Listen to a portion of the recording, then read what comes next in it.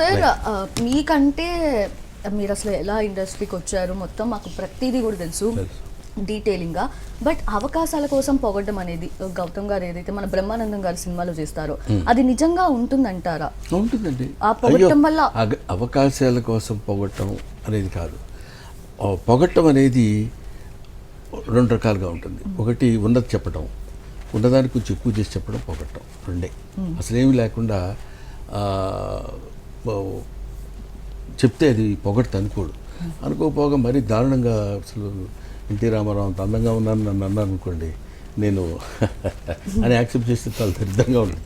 ఆయనకి మనకి సంబంధం ఏంటండి, ఆ రూపం అది దాని గురించి మనం చెప్పేటప్పుడు. సో పొగట్టం అనేది it's necessity for human being. పొగట్టం కానీ ఎక్కువ తన గురించి తను చెప్పుకోవటం కానీ, అది చెప్పకపోతే ఇట్ గివ్స్ వెరీ గుడ్, మంచి ఆహ్లాదకరమైనటువంటి వాతావరణాన్ని.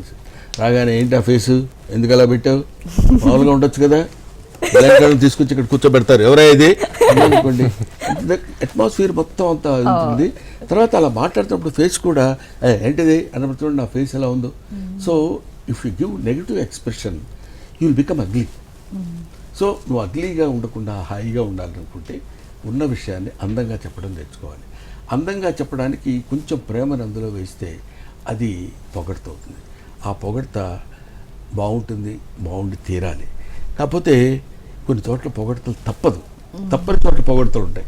ఇప్పుడు వీడి సినిమాలో నాతో పొగిడాడు చూడండి, తాత చెప్పు నువ్వేం చెప్తే అది చేస్తానని అంటాడే. అంటే ఎందుకు చెప్తున్నా అంటే a rich men's joke is always funny అంటాడు.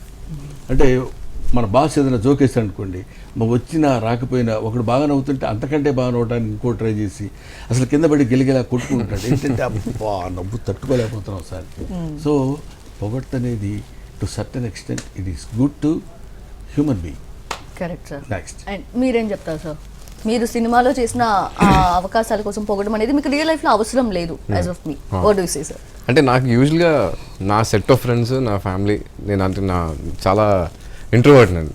బేసిక్గా బయటికి వెళ్ళి అందరినీ కలిసే రకం కాదు. సో నాకు అలాంటి ఛాన్స్ అయితే ఎప్పుడు రాలేదు. కానీ నా ఇంట్లో నా ఫ్రెండ్స్ నా వరకు బ్రూటల్గా హానెస్ట్గా ఉంటాం. సో ఎవరి దగ్గర ఏమీ ఊరికి కావాలని పొగిడే పరిస్థితి అయితే లేదు, అట్లీస్ట్ నా ఫ్రెండ్స్ నా ఫ్యామిలీ వరకే. సో బయట ఎక్కువ నేను వెళ్ళి కలవటం నా సర్కిల్ ఉంటుంది, పొగుడుతుంటాడు.